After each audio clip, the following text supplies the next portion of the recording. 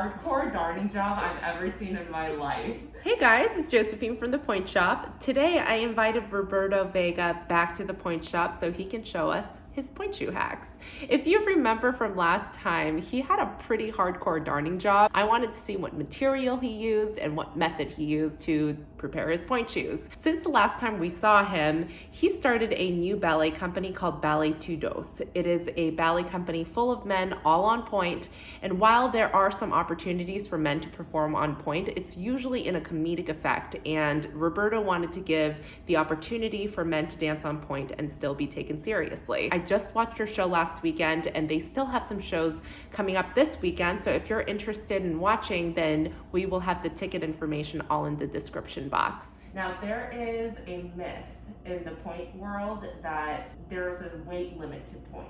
And that's why a lot of people were like, men can't dance on pointe because men typically weigh a little bit more than women. But that's not true.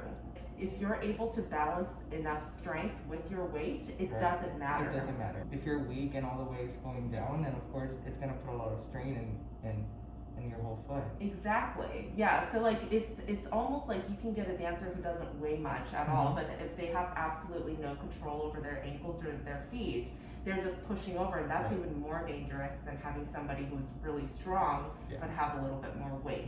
The one thing that you do that helps with that is the darning, because the box dies so quickly if you are putting a lot of weight on your box. A lot of people darn for different reasons. You have a bigger platform to balance on, it's a little bit easier to find your edge, and it makes your pointe shoes last longer, especially if you're really, really hard on your box. There's so many different ways to darn. You can do a knot, and that's like it's a little bit smaller, but it still gives you a little bit of an edge. You can also put in like a foreign string and then darn it around it. So you can take an old drawstring, you can pull it out, and then you can go around the platform and then kind of sew around it, and then that gives you a little bit more edge. A lot of pointe shoes now are super flat, so it's easier to find the edge. You have a little bit more sharpness around it, but if you love a shoe that doesn't have that really sharp edge and you like that, then you can always darn so that you can kind of go on pointe and then you can feel where the edge is, so like it kind of like brings you back to center. You brought 3 different types of pointe shoes. You have a Gainer Minden, and then you have a Freed, and then you just tried the block this time around. So 3 different types of pointe shoes, but he darned it almost exactly the same way. Some dancers, because they know that they lean one way or another, they will darn more on one side just to push them over. For example, if you know that you fall forward, some people will darn more on the top. If you fall back, then they'll darn more on the bottom. If you fall sideways, then you can darn on whichever way that you fall. I mentioned this in the video that we did before, like Roberto has one of the strongest feet I've ever seen. A lot of people think that you need really hard shoes for really strong feet. That's not true. The only reason why he jet glues in the box is because he's really hard on the box.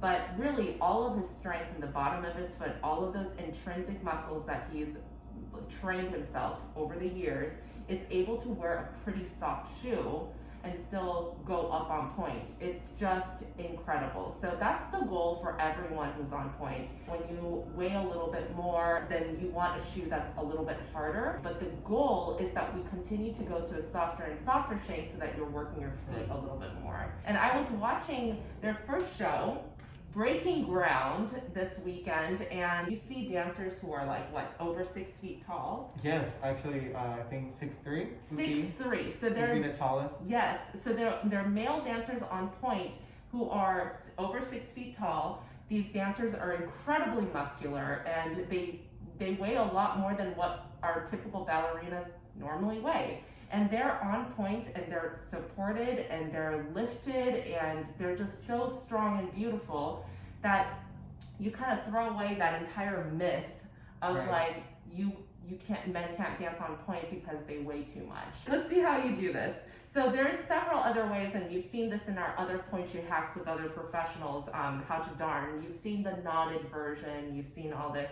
A lot of people use different types of darning thread. Some people don't know that you are actually able to darn gainers. It's such a hard shoe. We need a special tool that will enable you to make some holes. Yeah. And then just go around wherever exactly you want it to go.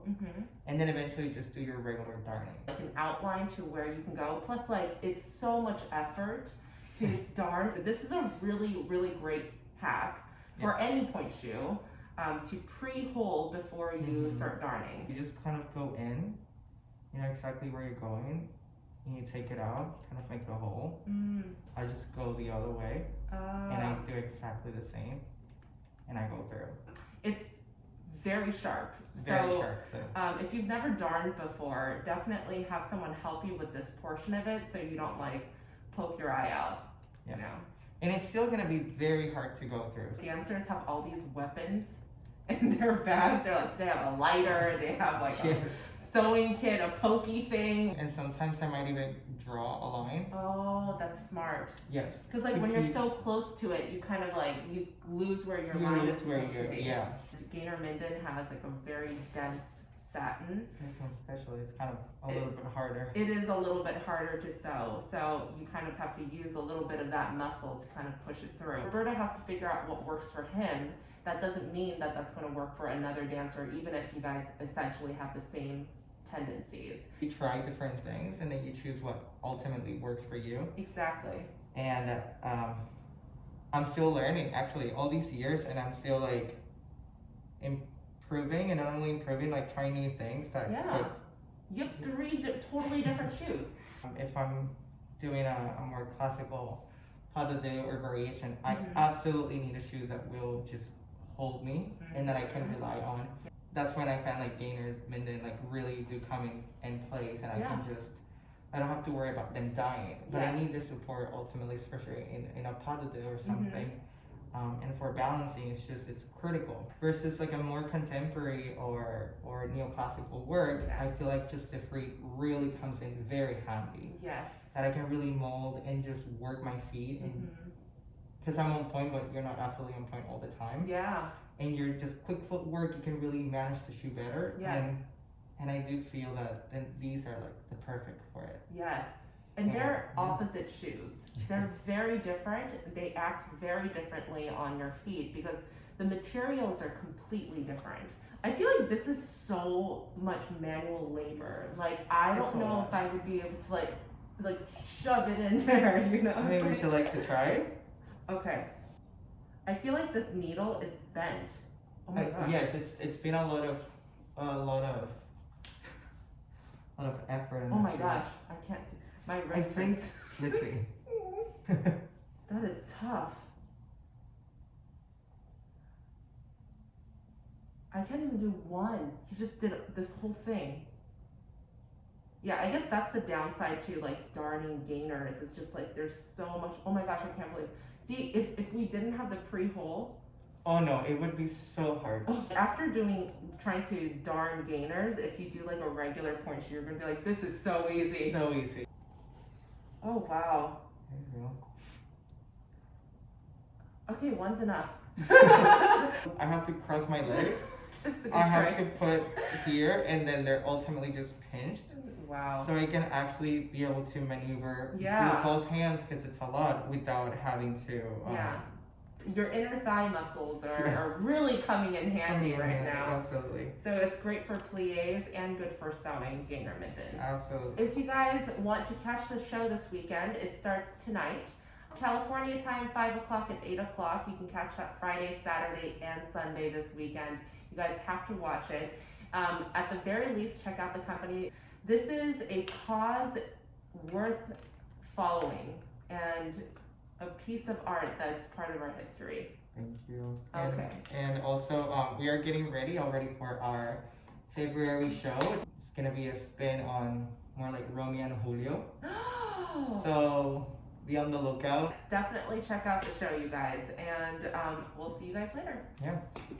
If you enjoyed this video, you can help us out by clicking that like button, subscribe, and the notification bell. And if you're interested in seeing Roberto's show, then you can see all of that ticket information in the description box, along with my virtual fitting and some of our merch.